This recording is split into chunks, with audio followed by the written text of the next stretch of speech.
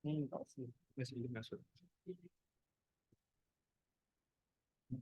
Bismillah. Ready tak? Suara dia? Bismillah. Bismillahirrahmanirrahim. Para jemaah semua dengar? Kalau dengar kasih thumbs up. Baik. InsyaAllah. Kalau dengar thumbs up, kalau tak dengar, komen. Okey, cantik. Baik, bismillah. Bismillahirrahmanirrahim. Alhamdulillahi rabbil alamin. Wassalatu wassalam ala asyrafil anbiya'i wal mursalin wa ala alihi wa sahbihi ajma'in. Subhanaka la ilma lana illa ma 'allamtana innaka antal alimul hakim. Rabbi shrah li sadri wa yassir li amri wahdatan bil lisani yafqahu qawli amma ba'd. Assalamualaikum warahmatullahi wabarakatuh. Ah, Dia buka mic sikit jawab. Waalaikumsalam semua gitu. ah. Sekali lagi kita try. Assalamualaikum warahmatullahi wabarakatuh. Waalaikumsalam. Salam. Masya-Allah. Ni semua masih puasa ni semua ni, masya-Allah. Masih berpuasa insya-Allah, mudah-mudahan. Terima kasih diucapkan kepada Ustaz Amri di atas perkongsian beliau. Saya kira satu perkongsian yang masya-Allah sebagai pembukaan kita manasik kita di bulan Ramadan, dan mudah-mudahan Ramadan ini bukan Ramadan yang hanya sekadar musiman sahaja, tapi Ramadan ini Ramadan untuk kita membesarkan jiwa ibadah kita, Ramadan yang mendekatkan diri kita kepada Allah, Ramadan yang memberi kesan dalam kehidupan kita, Ramadan yang mendidik rohani kita insya-Allah. Amin ya rabbal alamin. Jadi hadirin para jemaah, kalau saya rasa kita ingat kita saja buat pengulangan sedikit sebelum kita masuk pada pengajian kita yang sepatutnya kita sambung. Mana sebelum ini kita dah bincanglah beberapa perkara.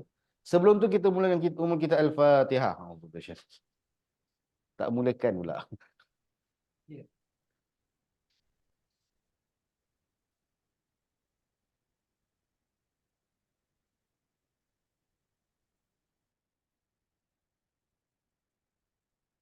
Okay, jadi Alhamdulillah hadirin jemaah, saya bersyukur kepada Allah. Salawat dan salam Nabi besar kita Nabi Muhammad sallallahu alaihi wasallam, ahli keluarga baginda, sahabat-sahabat baginda, serta pengikut-pengikut baginda hingga ke akhir zaman. Yang kedua, saya mohon selamat menyambut Ramadan Al-Mubarak. Semoga Allah Subhanahu Wa Taala memberkati kita insya-Allah.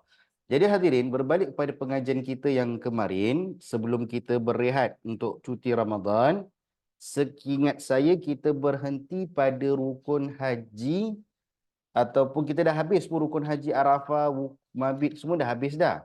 Cuma kita nak ambil masa ni kita ulang sikit, boleh kita jemaah? Oi jemaah. Boleh, Alhamdulillah, insyaAllah.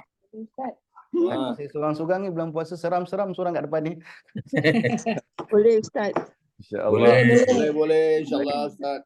Jadi kalau boleh buka muka surat 99. Oh gitu Kalau lah. punya 99. 29. 99. Ada tak kitabnya? Ada. Nah, tengok buku 99. Nama Allah kita. Muka surat 99. Ada? Dapat tak semua? Ada. Tak apa. Nanti dulu. Nanti kita masuk. Kita nak dulu kaji dulu. Memahami yang fikir. Menuju ke Arafah tu muka surat 99. Ada tak? Nampak tak buku ni? 99. 99. 99. Ada tak? Kita nak ulang kaji saja, insya-Allah.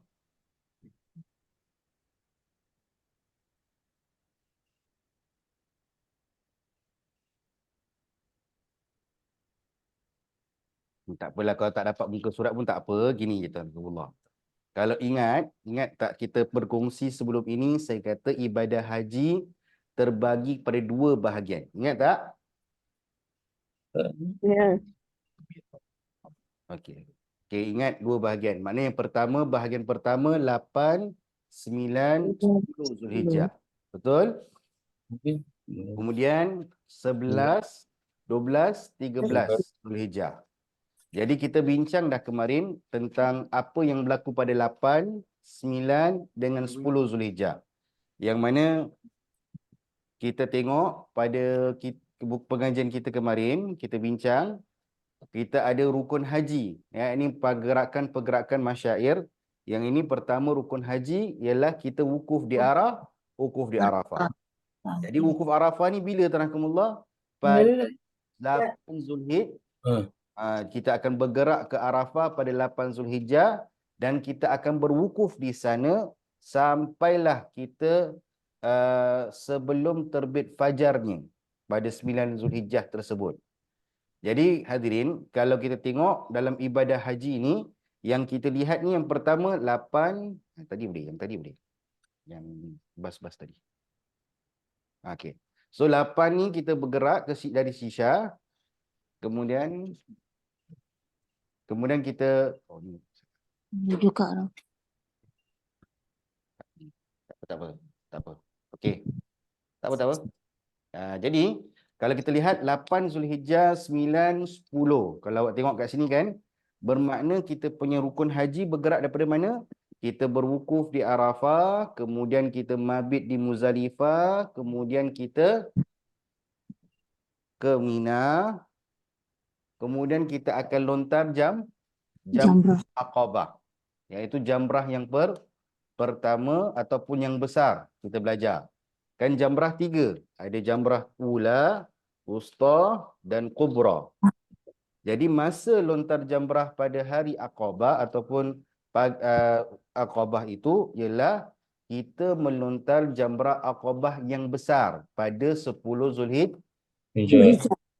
Maksudnya kita berhari raya dengan lontar jamrah yang besar. Habis saya. Okey semua so far okey, semua follow Alright, okay. Kalau semua follow gitu je. Buat thumbs up aja. Okey. Okey. So, jadi apa jadi tarakumullah? Lepas 8 9 Zulhijjah bermakna itu bahagian pertama selesai kita. Makna kita bergerak daripada Sisha itu 8, kemudian kita wukuf Arafah, kemudian kita mabit, kemudian kita lontar jamrah Aqabah pada pagi hari raya 10 Zulhijjah. Dan itu selesai kita buat benda tu, bermakna kita dah habis dah bahagian pertama ibadah haji kita. Jemaah okey so far? So far okey? Okay. Baik, okey. Jadi seterusnya, bahagian kedua dalam ibadah haji ialah, ingat saya bincang dengan anda, kita kena ingat ibadah haji ni ada part A, ada part B. Yang part A kita dah bincang, 8, 9, 10. Part B dia 11, 12, 13. Ini dikatakan sebagai hari-hari tasyrik. Hari-hari tasyrik. Jadi hari tasyrik ni macam mana tarakumullah? Maka ibadah pada hari-hari tasyrik inilah yang kita katakan kita akan mabit di Mina, kemudian nanti kita akan lontar jamrah yang pertama, yang kedua dan ketiga dan seterusnya. Jadi ini dikatakan sebagai bahagian kedua dalam ibadah haji. Nah, perbincangan kita 8, 9, 10. Selesai 10 Zulhijjah, lontar jamrah Aqabah, dah tahallul awal. Dah kira dah habis tu. Maknanya kita dah terlepas pada perbuatan larang kecuali bersatu suami isteri. Ini yang kita bincang. Sebab siapa yang bersatu sebelum wukuf Arafah dan selepas wukuf Arafah berbeza undang-undangnya. Dan kita akan bincangkan sekejap lagi tentang dam-dam dia nanti. Cuma ni kita buat revision saja. Pak Haji semua alright? Alright. Allah. Pak Haji okey Pasal saya nampak kat sini ada 400 orang. Jadi saya takut. Okey, alhamdulillah. 400 orang. Kira Kita siap kita. 40 orang. 40 ke 400? Boleh kita? Habis. Kemudian masuk kita bahagian yang kedua. 11, 12, 13 Zulhijjah. Yang anda nampak dalam slide ni. Yang pertama 11 Zulhijjah kita mabit di Mina. Kemudian kita melontar 3 jamrah. Apa 3 jamrah tersebut? Jamrah ula, wusta dan kubra. Sampai pada 12 Zulhijjah. Kita pun mabit di Mina. Kita melontar jamrah 3. Kemudian 3 itu termasuklah ula, wusta, kubra dan kita kembali ke Sisha. Begitu pada 13 Zulhijjah, kita tidak mabit, tapi kita melontar jamrah. Yang ini tak ada masalah tabarakallah. Sebab apa tabarakallah? Saya kira benda ni sebagai ulangan saja. Kita mengulang kaji saja. Sebab hari ini sepatutnya kita masuk bahagian dam insya-Allah. Jadi setakat ini tentang masyair ada persoalan tak Pak Haji semua? Kalau ada soalan boleh chat dekat situ, tak ada masalah, nanti kita tengok chat tu. Tak payah pakai mic pun tak apa, tak payah buka benda tu, just chat je, kalau nak type pun boleh.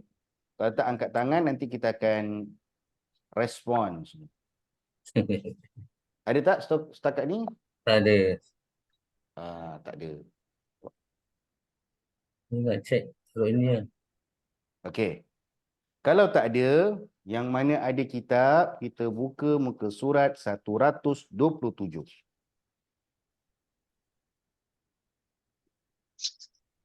Yang mana ada kitab, buka 127. Penjelasan tambahan nombor 1 berkenaan dengan dam. Semua dapat? Belum. 127.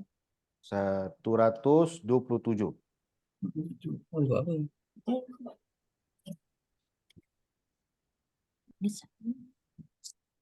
Aku mau apa ni? Dapat Pak Haji, Mak Haji semua. Biasalah bulan-bulan puasa ni kan. Ini bukan.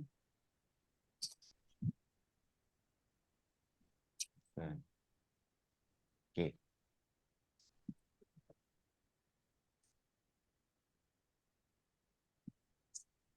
Jadi kalau semua dekat muka surat 1, kalau ikut page lah Kalau tak, anda boleh rujuk kat slide ni juga. Ini kira rumusan daripada apa kita belajar tadi, kata-Allah. Maknanya pertama, apa beza rukun haji dan rukun umrah. Kan? Dalam ibadah ada rukun, ada wajib. Kalau rukun haji demikian, rukun umrah demikian. Wajib haji demikian, wajib umrah demikian.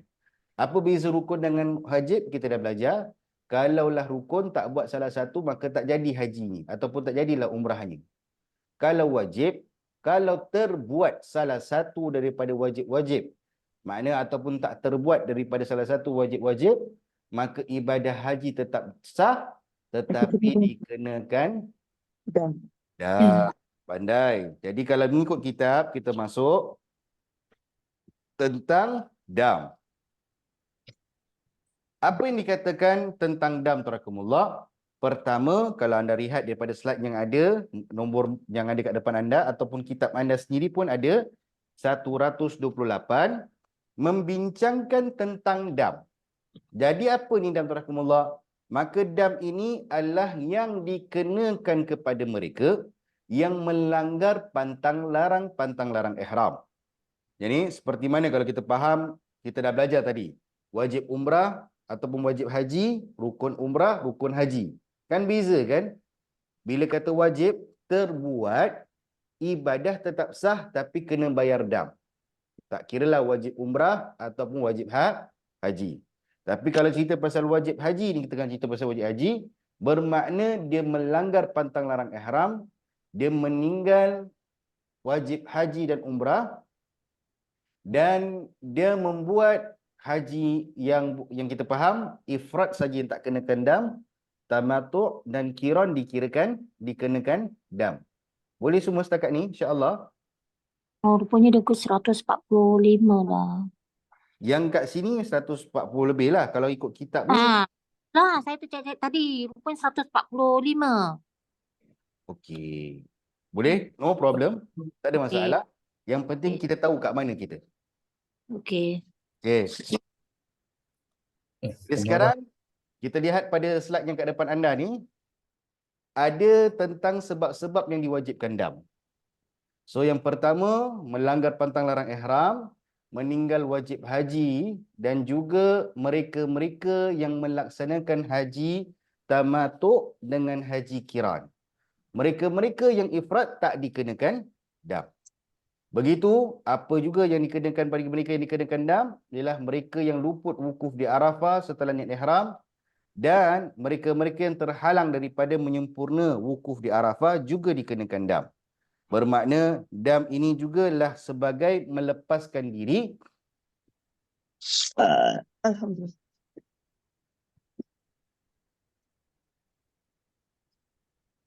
melepaskan diri daripada larangan ihram bagi seorang yang sudah berniat ihram tapi tidak dapat menyelesaikan rukun-rukun umrahnya. Jadi itu antara perkara-perkara yang dikatakan dam. Dan kalau kita lihat apa yang diceritakan pasal dam ni, slide dia tak link ni.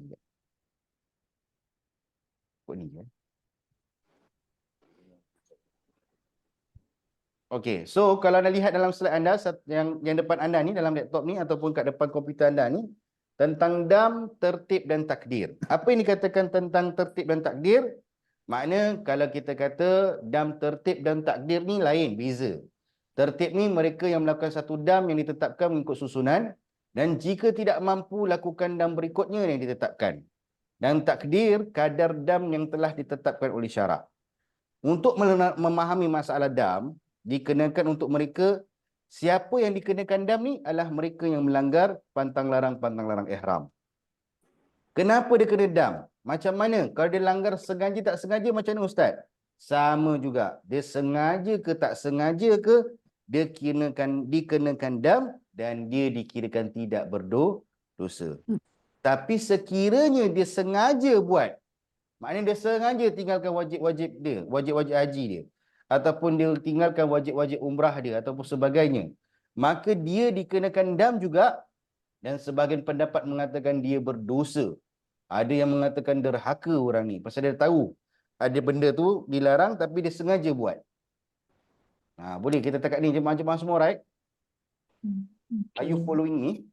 Yes. Baik. Masya-Allah. Alhamdulillah. Okay. Kalau ada along the way nak tanya, nanti tengok start kat chat tu je. Tadi bergerak ni sahabat ni.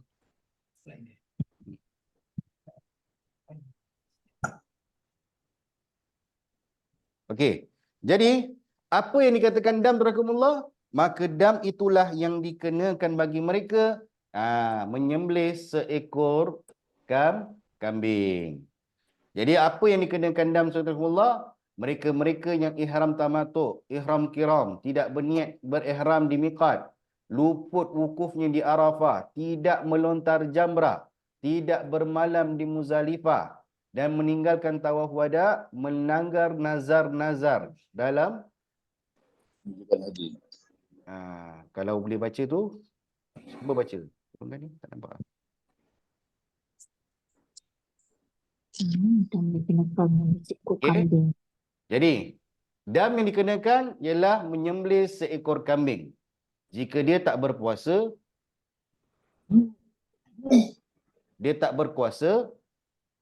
maka dia hendaklah berpuasa 10 hari, 3 hari di masa ihram haji dan 7 hari di tanah airnya. Okey? Dan jika dia tak berkuasa juga, maka hendaklah dia mengeluarkan 10 cupak makanan asasi. Jika dia tak berdaya juga, maka ditertanggunglah ke atas waris-warisnya. Jadi tarakumullah, ini nama dia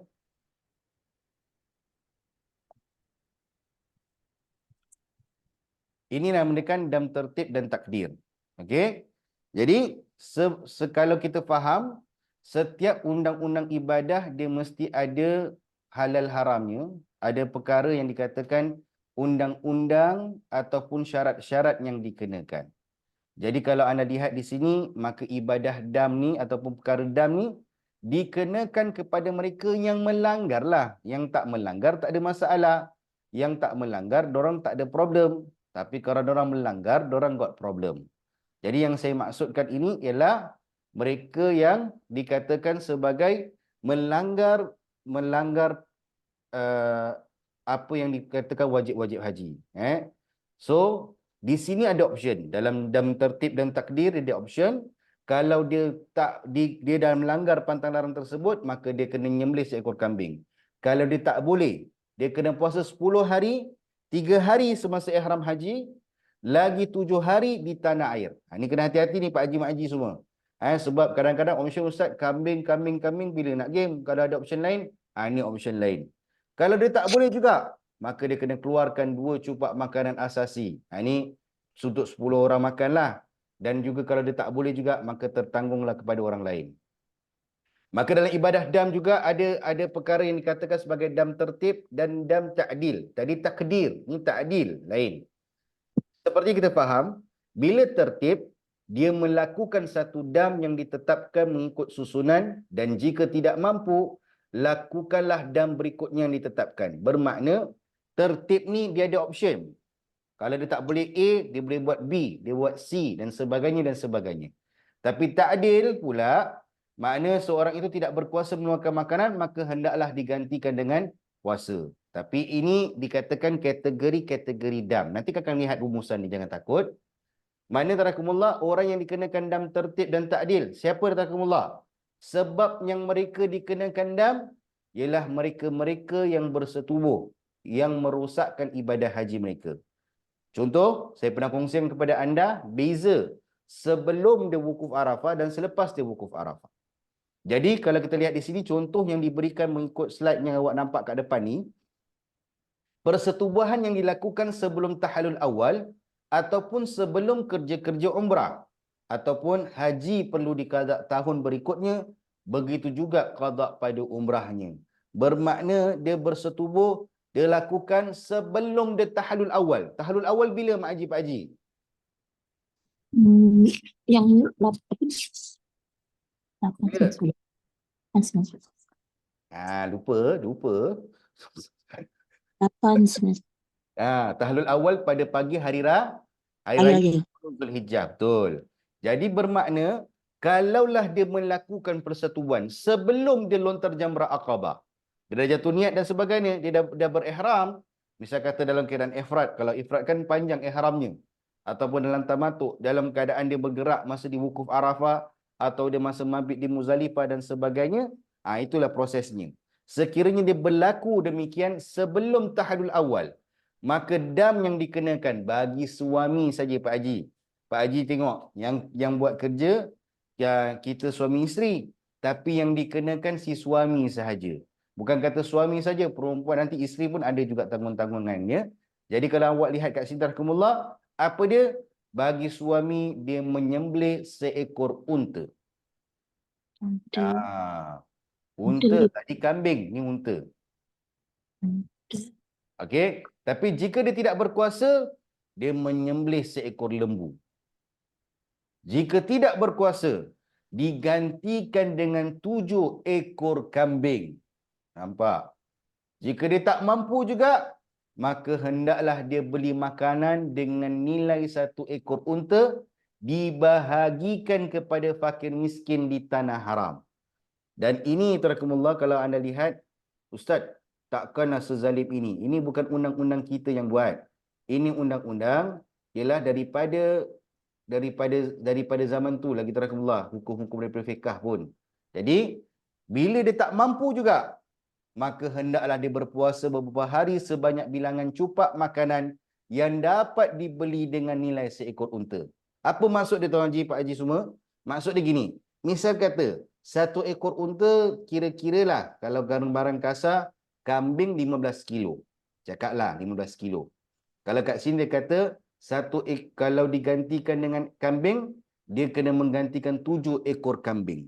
Bermakna 15 kali 7, berapa? 15 15 kali 7 berapa? Handphone pun tak bawa.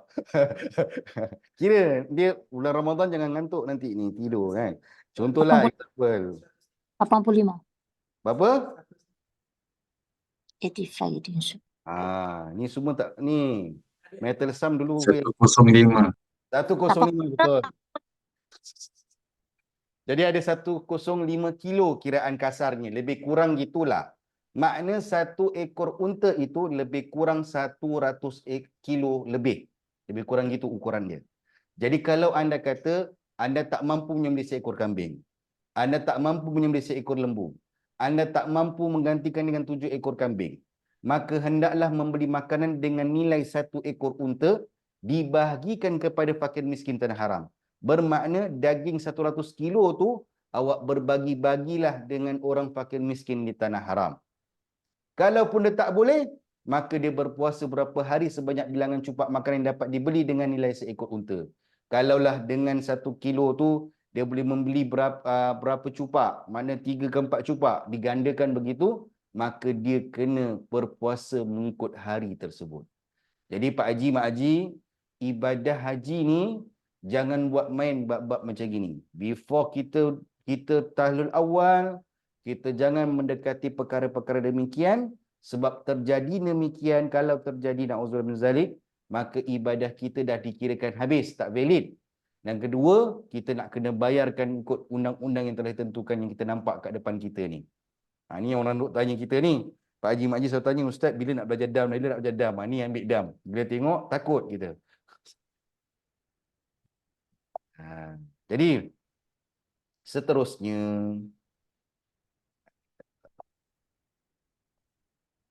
okey, kita masuk pada bab dam takhir dan dam takdir.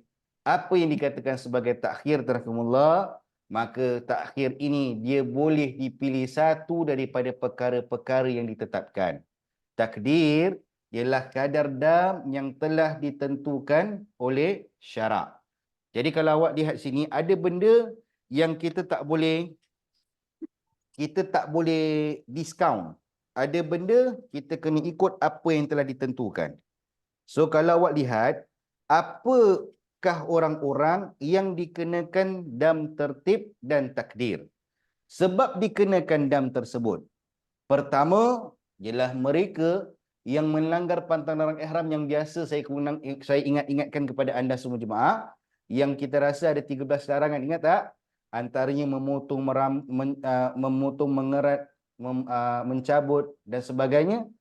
3 helai ataupun lebih rambut bulu daripada mana-mana anggota badan. Dia tercabut bulu hidung pun dia kena. Ini yang kedua, apa pula? Mereka-mereka yang memakai pakaian sarung berjahit bagi laki-laki, wanita tak ada masalah.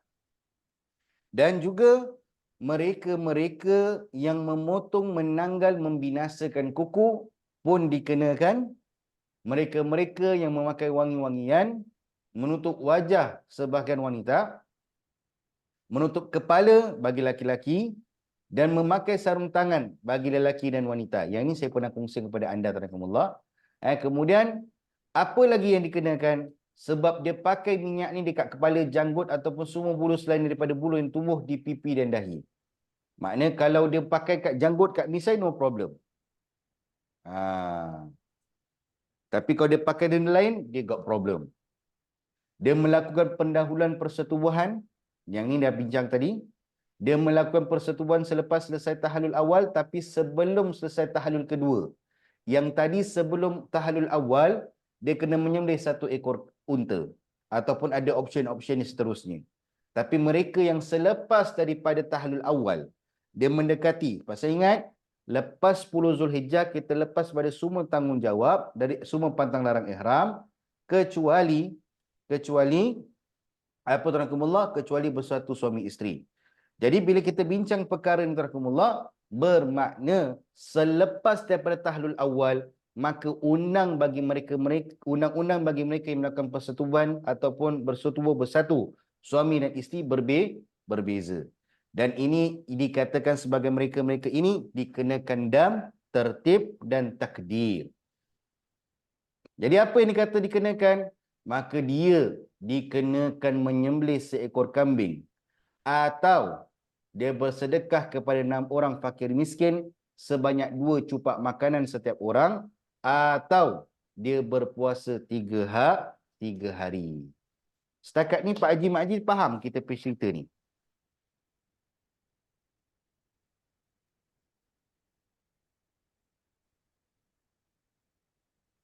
Rui Pak Haji, faham tak? Okay, sekali lagi saya bilang anda. Okay, sorry. Lepas. Okay. So, ada jenis-jenis dam yang dia ada option. Macam tadi kan kita belajar takhir, kita belajar takdir, kita belajar ta'dil dan sebagainya. Itu semua option-option dia, tarakumullah.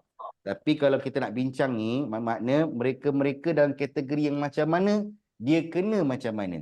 Tak semua orang buat satu salah sama dia pedam. Lain orang buat salah, lain masa, lain dam. Ada orang diberi option, ada orang tidak, dia kena ikut apa yang telah ditentukan. Jadi kalau awak lihat, kita dalam satu bab yang kita tengah bincang tentang tertib dan takdir. Tak maaf. Dan ini sebab-sebab yang dikatakan, awak lihat slide awak, yang dikatakan mereka yang melakukan demikian, mereka lah kena undang dam yang macam gini. Dia ada option, dia boleh menyembelih seekor kambing, atau dia bersedekah kepada 6 orang fakir miskin sebanyak 2 cupak makanan setiap orang, atau dia berpuasa 3 hari. Ini ada option, tarakumullah. Kalau anda lihat tadi, saya bincang anda, ni dia kalau memang tak mampu, dia tak boleh. First sekali, dia kena menyembelih seekor unta. Dia tak boleh, dia kena sembelih seekor lembu. Dia tak boleh, maknanya dia tak ada kemampuan untuk buat demikian. Baru dia boleh berubah kepada option yang lain. Kalau dia ada kemampuan demikian, makna dia kena, first option dia ialah unta, second dia lembu, dan seterusnya. Tapi yang ini, dia ada option. Dia sekali kasih 3 ke awak. Sama ada awak boleh menyembelih seekor kambing, bersedekah kepada 6 orang fakir miskin, atau berpuasa 3 hari. Ini option-option yang ada. Ada juga yang kita bincang dalam bab seterusnya, larangan dalam ihram yang dilakukan tidak sengaja. Kalau dulu kita belajar dalam pandangan mazahib, Imam Syafi'i mengatakan hukum dam dikenakan kepada mereka, sengaja tak sengaja dikenakan dam. Namun kita bincang pada awal slide tadi, sebelum saya masuk tadi, ada satu perbincangan saya kongsi kepada anda, sekiranya dia tidak sengaja, dia kena dam, dan tapi dia tak berdosa. Tapi kalau dia sengaja buat, maka dia dikenakan dam dan dia juga berdosa. Maka di sini adalah beberapa perkara dalam bab-bab dam ini yang dikirakan sebagai tarafu, yang dikatakan jenis macam mana ni? Dia jenis berseronok, dia bersenang-senang, dia bersedap-sedap. Bermakna ni istilah dia boleh jadi orang ni sengaja ataupun tak sengaja. Apa benda yang dia buat macam itu? Sama ada bagi laki-laki, dia sengaja ataupun tak sengaja menutup kepala. Bagi laki-laki, dia sengaja ataupun tak sengaja dia bersarung.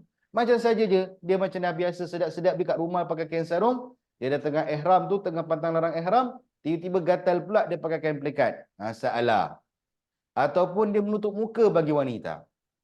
Mungkin yang seterusnya, contoh Pak Haji, mungkin Mak Haji dah biasa kerja kat kedai, kerja kat pasar jual ikan, dah biasa pakai glove getah. Bagi buat ihram pakai glove getah, suka-suka dia pakai.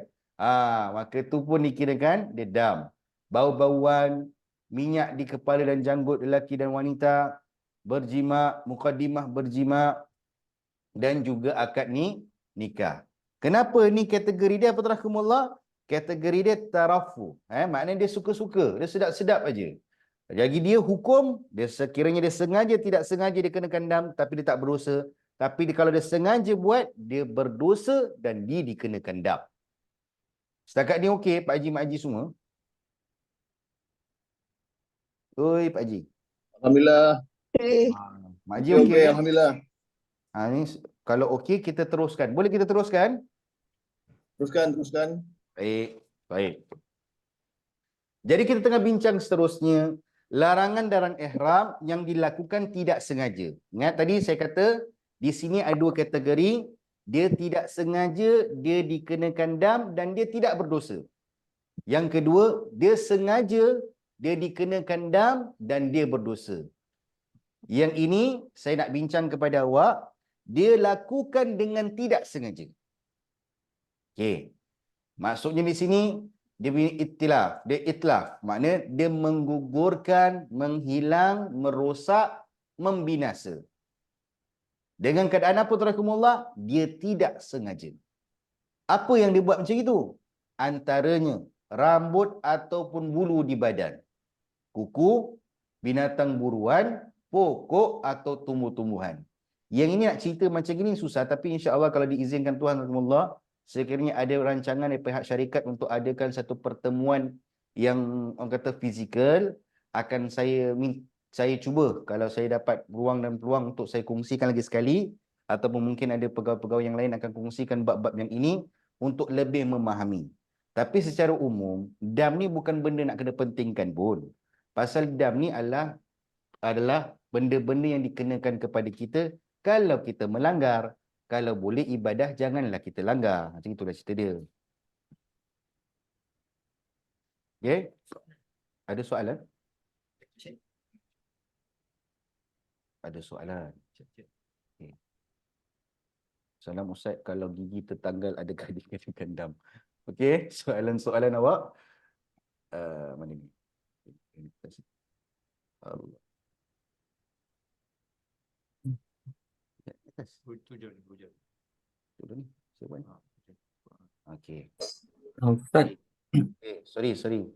Ada nak tanya. soalan? Okey, silakan. Ini yang orang pakai cleanser cuci muka tu, yang tak wangi, dikenakan dam ke? Cleanser cuci muka yang tak wangi. Yang tak wangi. Okey, boleh. Dikenakan dam ke? Boleh Tak wangi, tak ada bauan, tak ada apa masalah. Oh. Kalau bau sikit? Dia tak boleh ada bau sikit, dia janji tak ada bau. Sikit pun tak boleh. Dia tak ada bau langsung. Dia tak ada sikit ke banyak, tak ada bau dia, kan? Tapi keduanya, jika ada soalan sila. Okey, sorry. Ustaz, wukuf di Arafah kan rukun haji, tapi kalau ditinggalkan masih sah ke kerana boleh? Kan saya dah bincang yang ni bagi mereka yang bertanya, Azman ni, sebab pertama undang-undang dia sekiranya dia tidak sengaja dia kenakan dam dan tidak berdosa. Tapi dia sengaja dikenakan dam dan berdosa. Tapi bagi ibadah wukuf di Arafah, dia adalah rukun haji. Jadi kalau dia tak buat, maknanya tak haji. Maknanya dia kena repeat lah. Dia kena buat tahun yang seterusnya. Kemudian, Ustaz, kalau gigi tertanggal, adakah dikenakan dam? Gigi tak dalam kategori tersebut. Kalau gigi tak dalam kategori yang dikatakan dalam bab-bab yang mencabut bulu, menarik dan sebagainya, tak termasuk demikian. Dia lain. So gigi ni boleh jadi kenapa tertanggal, mungkin pakai gigi palsu mungkin. Dah tua. Tak ada masalah situ, tak ada masalah. Yang tu tak ada masalah. Okey. Kemudian ada lagi soalan, Ustaz, jika gunakan krim lotion di muka ataupun tangan, dibolehkan tak masa dalam ihram? Okey. Boleh, cuma syaratnya lotion itu tidak ada wangi-wangian. Dah tanya tadi. Ni yang tanya Said Saleh ni kan. Kira dia pakai krim lotion di muka ataupun tangan dibolehkan tak masa dalam ihram? Boleh, dengan syarat krim-krim tersebut tak ada wangi-wangian dia. Maknanya very natural punya bau lah. Tapi saya tak tahu ada ke tak ada. Tak ada. Kalau sebab saya pun jarang-jarang pakai krim.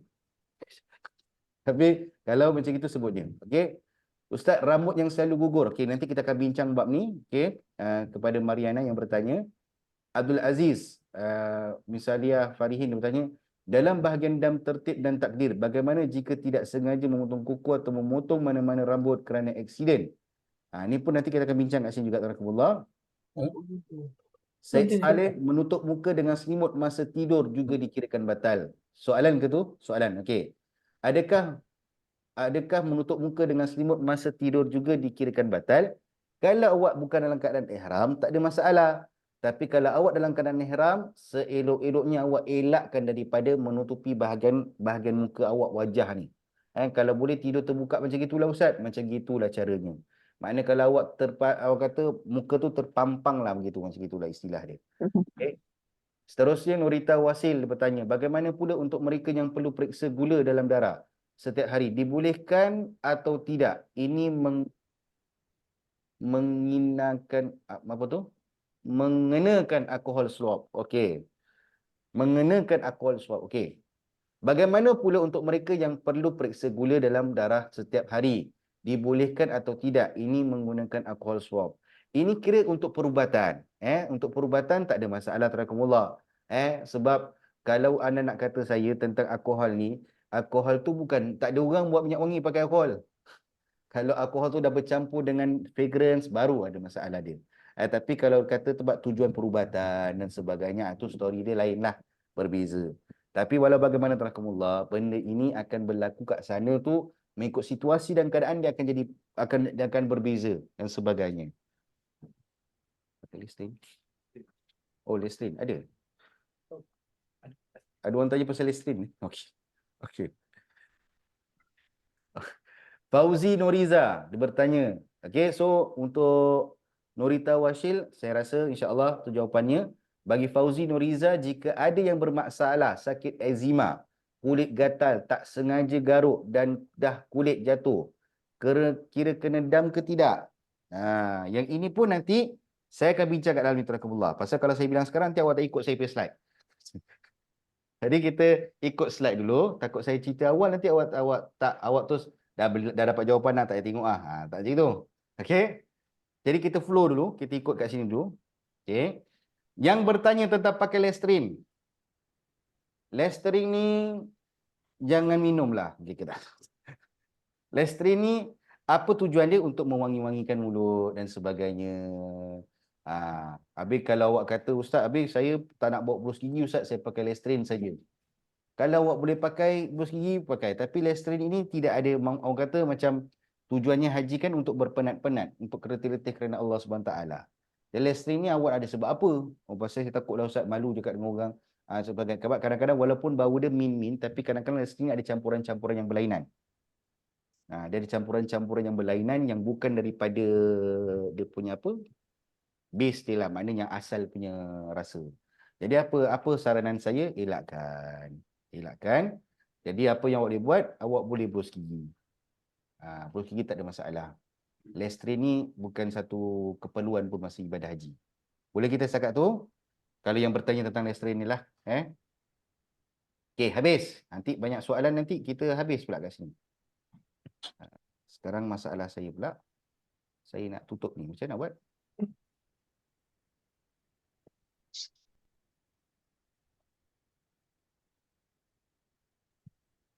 Situ. Okay, tak apa. No problem. Okey, habis. Dah. Memang tak dapat, saya nak nampak ni. Dah. Nak tutup dia chat. Okey. Pakai ni kan? Okey, tak apa. Jadi siapa kita teruskan pada muka surat 140. Kalau ikut slide kat depan ni lah. Kita belajar pasal larangan dalam ihram yang dilakukan tidak sengaja. Tadi ingat tak kita bincang sengaja, tak sengaja dan sebagainya. Maka apa yang dikatakan tidak sengaja? Maka tidak sengajalah dia menggugurkan, menghilang, merosak, membinasa. Makna dia tidak sengaja membuat demikian. Okey. Jadi apa yang dikatakan demikian? Maka termasuklah tak sengaja dia tergugur, menghilangkan, merosakkan, membinasakan rambut ataupun bulu-bulu di badan.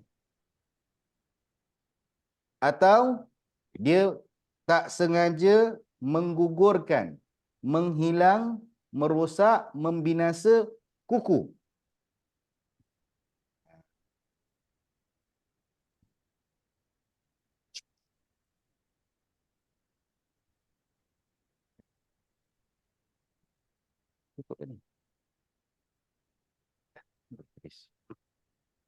Kemudian, apa lagi dia terbuat? Dia tak sengaja menggugurkan, menghilang, merosak, membinasakan binatang buruan. Dia tak sengaja menggugur, menghilang, merosak, membinasakan pokok atau tumbuh-tumbuhan. Maka bagi mereka-mereka ini dikenakan dam tetapi tidak berdosa walaupun tidak sengaja. Beza dengan tabiat-tabiat semula jadi yang pernah kita bincangkan sebelum ini, yang jenis habit, kerakumullah. Okey, itu dia tentang dam. Seterusnya kita bincang tentang ihsar. Apa dia ihsar, kerakumullah? Okey, nanti kita akan bincang. Dam ihsar ni sama juga, tarakumullah. Dia sama dam, cuma kategori dia beza-beza, tarakumullah. Tadi kita belajar ada takdir, kita belajar ada ta'yil, kan? Kita belajar semua tu. So dalam dam ni, kalau kita betul-betul tahu, ada namanya dam tertib, ada namanya dam takdir, ada namanya dam ta'dil, ada namanya dam takhir. Tu semua dia lah nama-nama dam dia. Tapi kita sekarang berada dalam dam ihsar. Sama juga apa sebab ni dam ihsar ni. Dam ni ialah sama dia melepaskan diri daripada larangan ihram bagi seorang yang telah berniat ihram tapi tak dapat selesaikan rukun hajinya atau rukun umrahnya atau kedua-duanya. Bermakna dia dah jatuh niat, dia belum start buat lagi. Kalau tadi kita bincang, dia dah buatlah dalam pertengahan, dia dalam keadaan ihram, dia dah dalam keadaan masyair dan sebagainya dan sebagainya. Tapi ni ihsab, dia belum start buat lagi. Dia belum start buat lagi. Dia baru jatuh niat. Kenapa terakumullah orang macam ni macam mana boleh ada pula Ustaz? Kenapa pula tiba-tiba dia tak boleh pergi pula? Dia dah jatuh niat, tapi dia tak teruskan dia punya rukun haji dia. Dia jatuh niat, tapi dia tak teruskan rukun umrah dia. Kenapa Ustaz? Sebab sama ada dia ditahan oleh musuh dalam perjalanan atau terkepung atau berpenyakit. Dia tidak dapat masuk Mekah sedangkan dia sudah berihram.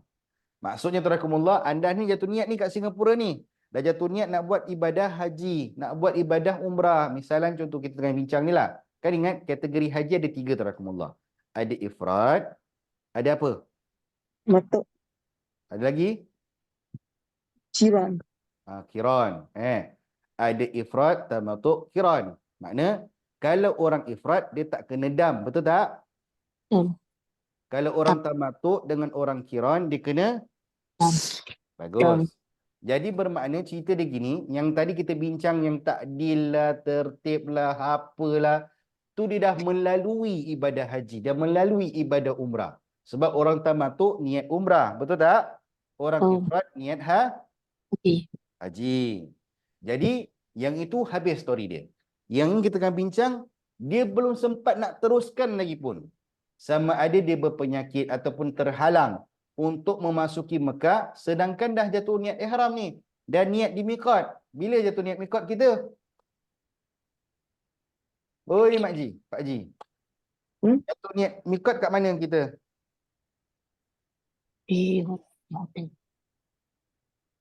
Kita jatuh niat di miqat. Miqat dia kat mana? Kira awak ifrad ke, tak kira awak tamatuk ke, tak kira awak kiran ke, kita jatuh niat atas pesawat di kawasan ya Lamlam. Jadi maksudnya jatuh niat ihram tak? Dah berihram tak dia? Dah berihram. Cuma dia tak teruskan lagi manasik, belum start lagi bikin. Sebab dia tertahan ada penyakit dan sebagainya. Bagi golongan ini, mereka dikenakan dam, iaitu menyembelih seekor kambing dan bertahallul. Mana bercukur dan bergunting ni maksudnya bertahallul. Dan ingat, saya bincang kepada anda. Ingat tak ada benda dia atau. Ada benda, maksudnya dia ada option. Ada dam, dia tak ada option. Kalau kau tak boleh buat, baru kau boleh buat dapat option B. Baru kau dapat option C dan sebagainya. Ada dam yang kita belajar tadi, dia kasih A, B, C, D. You choose. You nak A, you nak B, or you nak C. Tapi kalau yang ini, cerita dia tidak berkuasa. Bermakna, kalau kau tak boleh buat option A, mati-mati tak boleh buat, baru boleh buat option B. Baru boleh buat option C. Begitulah seterusnya. Jadi maksudnya kat sini, bagi mereka yang demikian, dia kena menyembelih seekor kambing dan bercukur dan bergunting. Mana bercukur bergunting ni maksudnya kita tahallul lah, tarakumullah. Pasal dia tak boleh teruskan, dia kena bertahallul. Kemudian, sekiranya tak mampu nak buat demikian, tak boleh lah Ustaz. Sebab apa Ustaz? Kambing susah nak dapat Ustaz. Ataupun Ustaz, kambing ni gini-ginilah. Penyakit kambing lah, apalah sebagainya. Maka hendaklah dia membeli makanan dengan nilai seekor kambing dan dibagikan kepada fakir miskin di tanah suci.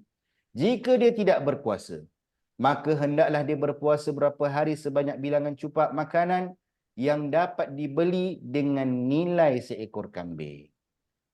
Jadi benda ni adalah optional. Dan bagi mereka yang pakai dam ini, ialah juga boleh digunakan pakai untuk masalah wanita yang datang haid. Nanti kita akan bincang dalam sisi yang akan datang. Dan tidak dapat melakukan tawaf haji umrah kerana terpaksa balik segera ke tanah air. Maknanya dia baru-baru sampai je kat Mekah. Tiba-tiba ada call, ada emergency ataupun sebagainya, dia kena balik. Ataupun bagi mereka yang pesakit yang berpenyakit berat yang terpaksa dihantar balik ke Singapura untuk lawatan lanjut tapi belum selesai ataupun belum buat pun ibadah haji dengan umrah dia. Makna baru sampai tu. Jadi ini cerita dia bagi mereka yang belum buat. Setakat ni para jemaah okey tak? Okey tak? Kalau okey, cakap okey saja. Kalau tak, thumbs up pun okey, saya faham. Okey, Alhamdulillah. Okey. Kalau ada soalan, boleh juga dikemukakan dalam slide. Cuma saya nak go through dengan awak sekali lagi apa yang saya bincang ni. Sebab tadi dalam pertengahan kita tu ada gangguan-gangguan teknikal sedikit. Cuma saya go through dengan awak saja untuk just go laju je. Okey? Jadi kita bincang. Kita tengah bincang tentang dam dengan fidyah. Okey? Apa yang ada kat sini? Apa yang sebab orang kena dam, orang kena fidyah ni? Sebab dia melanggar pantang larang antaranya. Dia meninggalkan wajib haji. Dia membuat haji tamatuk dengan haji kiran. Ingat tak? Yang tak kena dam cuma orang ifrad. Orang tamatuk, orang kiran kena dam. Maknanya adalah benda-benda yang dia buat. Maka bagi orang-orang macam gini terakumullah, maka dia ada dua kategori. Dia ada dam tertib dengan dam takdir. Apa tertib? Dia kena mengikut satu dam yang ditetapkan mengikut susunan. Jika tidak mampu melakukan demikian, maknanya dia ada option A. Tak boleh buat option A, baru dia buat option B. Ada benda dia takdir yang telah ditentukan syarat. Maknanya kalau option dia A lah. Macam mana pun tak boleh, dia A tetap A. Tu yang kita belajar tadi, tertib dengan takdir. Kemudian kita bincang juga kalau orang-orang yang kat sini, apa dia terakumullah? Mereka adalah yang dikenakan dam, diorang menyembelih seekor kambing, tak mampu berpuasa 10 hari, 3 hari di ihram dan ihram haji, 7 hari di tanah air. Ini semua orang-orang yang pertama ihram tamatuk, kiran, tidak berihram di miqat, luput wukuf di Arafah. Bagi yang tanya tadi kan, kalau dia tak buat macam mana Ustaz? Maka inilah dikatakan orang luput wukuf di Arafah, maka dia ada option macam gini. Okey? Dan tidak bermalam di Muzdalifah, meninggalkan tawaf wada, melanggar nazar dan mengerjakan haji. Okey. Dan tidak berani juga tertanggunglah di atas zimmahnya, makna waris dia kena. Ada benda tak tertib dengan takdil. Tak boleh cerita tertib, pasal tertib dia ada susunan, ada option A, tak boleh baru option B. Takdil ni, dia tak berkuasa mengeluarkan makanan, maka dia gantikan dengan berpuasa. Maknanya duit tak ada nak beli makanan Ustaz, maka dia digantikan untuk dia berpuasa. Siapa orang macam gini? Tarakumullah. Orang macam ginilah mereka yang melakukan satu kesalahan yang besar dalam pantang larang ihram, iaitu ialah mereka yang bersetubuh, yang merosakkan haji. Maka mereka ni semua tarakumullah dikenakan dam tertib dengan takdir. Makna aturannya satu dam yang ditetapkan kesusunan, dan kalau dia tak boleh buat, boleh buat option yang kedua. Dan takdil ni, kalau tak boleh buat semua ni, last sekali diganti dengan puasa lah. Kan? Kalau gitu kita bincang. Maka di sini bagi mereka yang melakukan persetubuhan yang merosakkan haji, maka dia menyembelihkan seekor unta. Tak boleh lembu. Tak boleh 7 ekor kambing. Tak boleh beli makanan nilai 1 ekor unta dibagikan dengan fakir miskin tanah haram. Tak boleh berpuasa berapa hari sebanyak bilangan cupak makanan dapat dibeli dengan nilai seekor unta. Sekiranya dalam seekor unta tu kita berdapatlah dalam 40 cupak, 50 cupak misalnya contoh. Maka kita puasalah 50 hari. Ataupun kita puasalah 40 hari. Sebab dia tak boleh buat benda tadi. Jadi hati-hati. Kemudian kita bincang apa terakumullah? Kita bincang takhir dengan takdir. Takhir ni option. Dia boleh pilih A, B, C. Tapi di sini ada benda juga yang ditetapkan kadar syarak. Maknanya dia tak boleh pilih lain. Itu dia, itulah dia. Jadi apa dia terakumullah? Siapa yang buat macam ini? Ini benda-benda yang orang yang dikenakan, orang yang buat langgar pantang larang ihram, yang biasa kita bincang pun sebelum ini pun, yang kata sikit-sikit ringan-ringan punya hal lah. Tapi ringan-ringan punya hal pun, dia kena juga dam. Macam mana? Dia boleh menyembelih seekor kambing. Atau bersedekah kepada 6 orang fakir miskin. Atau berpuasa 3 hari. Maksudnya kalau dia atau, maknanya option. Tapi kalau tak berkuasa, mati die dia kena buat macam itu. Kalau dia tak boleh buat macam itu, baru dikasih option A, B, C dan sebagainya. Tapi kalau atau ni awak nampak kat sini, maknanya dia berikan awak A, B, C, awak choose awak nak A ke, awak nak B ke, awak nak C dan sebagainya. Dan kita bincang, walaupun dilakukan larangan ihram yang dilakukan tidak sengaja, orang yang tidak sengaja dikenakan dam dan tidak berdosa. Tapi orang yang sengaja dikenakan dam dan berdosa, dan sebagian pendapat kata derhaka dia kepada Allah Subhanahu Taala. Dan ini juga kalau kita lihat perkara-perkara yang apa terakumullah jenis Itlaf ni, yang ni dia mengugurkan rambut dan sebagainya. Cerita dia tak sengaja juga cerita ni. Dia tak sengaja tergugur rambut. Tadi kan ada soalan tanya Ustaz, tergugur rambut macam mana Ustaz? Dan sebagainya. Dia kena dam tetapi tidak berdosa. Walaupun tidak sengaja, lain pula dengan tabiat semula jadi. Kalau meza tabiat semula jadi ni maksudnya benda tu jatuh dengan naturally. Dia tak termasuklah. Kalau awak tengok dari segi tadi, kita tengok bagi yang tanya saya tadi kan, ada yang bertanya tentang kalau gigi tertanggal dan sebagainya.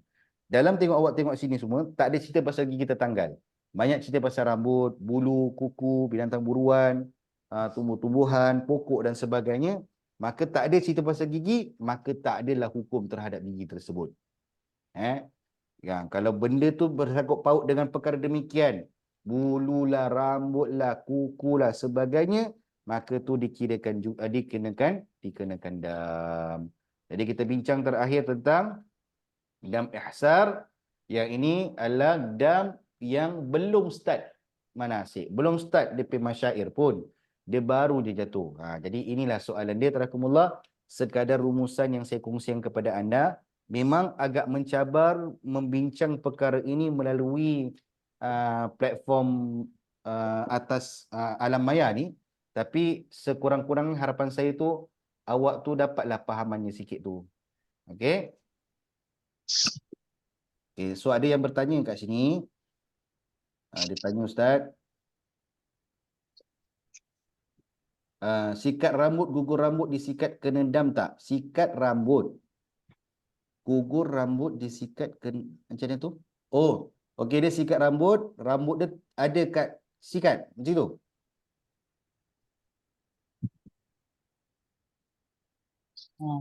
Kan? Betul tak? Betul. Betul. Saya cuba nak faham soalan tu. Tu saya kata tadi, cerita dia macam mana tuan-tuan. Sekarang soalan ni dia sengaja tak sengaja kan? Benda tu sengaja tak sengaja. Tetapi beza dengan tabiat semula jadi. Benda tu jadi, tapi ni pergerakan awak. Awak yang gerakkan dia. Dan dia kena kat situ. Maknanya gerakkan sendiri. Sengaja tak sengaja ke soalan tu? Soalan dia sengaja menyikat rambut sampai dia tergugur. Yang tak sengaja, awak pakai tudung. Awak buka tudung, ada rambut. Tu tak sengaja. Ya. Okey. Kedua, soalan Mariam. Ustaz, kalau gosok gigi boleh gunakan ubat gigi atau gosok gigi saja? Ubat gigi kan dia tak ada bau-bau campuran lain kan, kecuali mint. Kalau mint tak ada masalah. Kalau awak punya ubat gigi ada campuran apa orang panggil tu? Ada campuran benda yang bukan natural. Tu problem. Tu tak boleh. Kalau bau-bau mint ni semua masih lagi diperbolehkan perbincangan para ulama. Boleh, min boleh. Mint boleh. Min sudah. Tapi takut kalau awak punya ubat gigi ada rasa kari, masalah. Okey. Okey, saya rasa itu Boleh tahu Ustaz, mungkin. ini rambut kalau satu line satu kambing, kalau macam dua line dua kambing, tiga kambing apa? Pengsan. Macam mana sekali lagi soalan dia? Sorry. Rambut kalau gugur sengaja dengan tak sengaja, satu line tu satu line rambut satu kambing. Kalau skip dua line atau bertiga line, adakah dua tiga kambing? Okey. Dia dalam sebahagian pendapat mengatakan kategori yang sama tu. Maknanya kategori dia rambut masih. Tapi ada juga dalam pandangan Syafi'i, itu kira satu rambut satu ekor. Dua helai dua ekor. Tiga helai empat ekor. Tiga itu. Macam itu. Kalau dia tiba-tiba buka-buka rambut, botak licin. Semua jatuh. Habis. Berapa ratus lah tu dia kira tu. Jumain. Macam itulah soalan dia. Okey. Kira macam kalau macam ya kaum wanita kalau buka senin sekali tergumpal gitu ya. Parah juga Ustaz dia nak kiranya. Adakah nak kira pakai line gitu bukan. Sekali lagi Jumain dengan ni. Saya ulang ingat. Kalau 1, 2, 3 tak kira. Lebih pada 3 baru kira seekor kambing. Faham tak? Jadi lebih pada 3 helai rambut baru seekor kambing. Jadi kalau dia jatuh 1, 2, tak adalah. Tak ada cerita. Pasal kategori dia 3 helai tu baru kira 1 ekor. Tapi kalau awak 6 helai, 2 ekor. 9 helai, 3 ekor. Macam itulah. Tadi saya, okey? Boleh? Haji Jumain? Boleh. Jadi kira kalau macam satu line tu kita ignore je lah. Kita Ah. buat tak tahu je lah. Tapi walaupun Kalau cerita 2 tak boleh. Kalau 3 lebih baru kita Tapi kalau cerita dia tak sengaja, kalau awak sengaja cabut, kena. ya okey. Awak sengaja potong, kena. Okey. Sengaja mengerat, kena. Faham tak? Yalah. Faham. Faham Ustaz. Ini sekarang macam bagi macam orang rumah saya kan pakai tudung kalau terbuka, nak buka tudung itu. Kalau macam dia rasa macam 1 tak apalah 2 tak apa. Mungkin lebih ber 3 Dia lah tak sengaja sebab tabiat semula jadi. sebenarnya. Pasal dia buka je, ada rambut. Tapi dia tak buat apa-apa, tak ada action kat dia.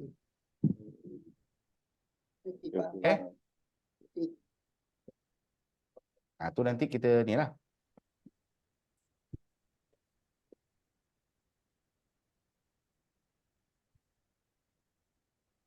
Okey, ada tak lain soalan?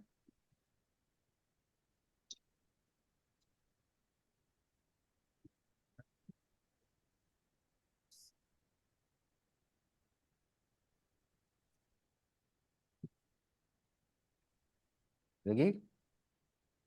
Tak ada?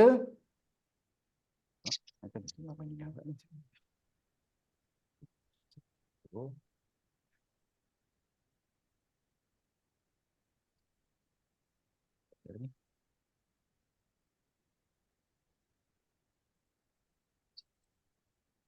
Okey. Kalau tak ada apa-apa, saya rasa apa-apa pun perbincangan kita kat sini, ini sekadar orang kata yang kita nampak lah kan. Tapi akan ada ketika-ketika kita dah habis kelas ni, baru terfikir, Ustaz saya ada soalan tu nak tanya. Macam mana Ustaz? Ada yang bertanya lagi ni, dia tanya, apa dia? Saya cuba try baca kejap. Masa mandi rambut gugur di lantai bagaimana Ustaz? Dia tak sengaja tu cerita dia kan. Dia cerita dia dalam orang kata tabiat semula jadinya. Mana benda tu ada kat longkang. Dah mandi rambut kat longkang. Tak sengaja. Tu cerita lain. Okey? Okey? Ini benda putrakumullah. Anda janganlah doa-doa rambut gugur lah, bulu tercabut lah, apa. Jangan minta lah. Kalau boleh kita doa semoga segala ibadah tu dipermudahkanlah. Walau bagaimanapun tak menolak kemungkinan-kemungkinan macam gini boleh berlaku. Sebab dalam ibadah kita ni yang kita risau-risau tu kadang-kadang tak berlaku. Yang tak risau tu yang berlaku. Kita risau rambut gugur sebagainya. Yang kita tak risaukan pula, benda-benda yang kita tak risaukan tu pula nanti jadi cabaran kita. Tapi namun bagaimanapun untunglah ada kelas-kelas macam gini untuk kita bertanya sesuaian dengan apa yang kita perlukan. Kadang-kadang kelas itu bukan selalu kita adakan, kita repeat, bukan sengaja kita repeat. Sebab masa tu awak tak fikir soalan ni. Tapi masa dah repeat balik baru terfikir nak tengok soalan ni. Itu sebabnya benda ni. Tapi walau bagaimanapun dalam pengajian itu adalah dia punya cabaran-cabarannya. Tapi macam saya kata, walaupun dah habis sesi ini, anda masih lagi boleh tanyakan soalan-soalan anda kepada pegawai-pegawai yang telah ditentukan kepada anda lah.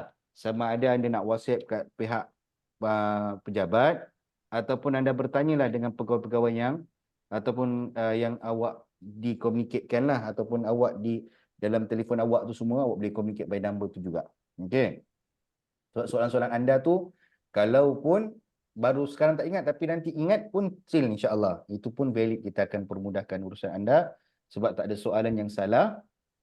Tak ada soalan yang salah sebab yang kami harapkan supaya anda tu mendapat kefahaman, supaya taklah anda kekeliruan dan anda kebingungan ketika ibadah nanti. Walau demikian, sekarang boleh belajar 10, 40 semua boleh belajar. Tapi nanti sampai sana yang kita belajar 10, 40 semua kita lupa. Sebab kita kat ground lain. Tapi bila kat sana jangan takut. Para pegawai Jaludin Travel semua ada di sana. Dan kami akan sentiasa membantu anda dengan kemampuan yang kami boleh, sebaik-baik yang kami boleh. Dan soalan-soalan anda pun still sepanjang semasa-masa tu kalau nak bertanya kan pun boleh. Kalau tidak, selagi mana dia tidak melanggar benda-benda yang besar, soalannya ataupun jawapan bagi semua jalannya adalah ikut arahan dan bersabar sahaja. Itulah memudahkan ibadah anda nanti, insya-Allah. Jadi kalaulah pun saya rasa dah 12 setengah hari Mana ada Pak Haji nak pergi masjid ambil bubur kot. Bubur Ramadan mungkin kan. Jadi wala tak ada masalah tarakallah, still soalan tu boleh masuk nanti boleh ditanyakan nanti kepada pegawai-pegawai anda pun ataupun mana-mana yang awak dapat number tu pun boleh jadi masalah. Sementara saya mencari di manakah dia. Okey. Sementara itu kita toilet break 5 minit, nanti saya balik. Jangan keluar saja je. Kopi tak ada.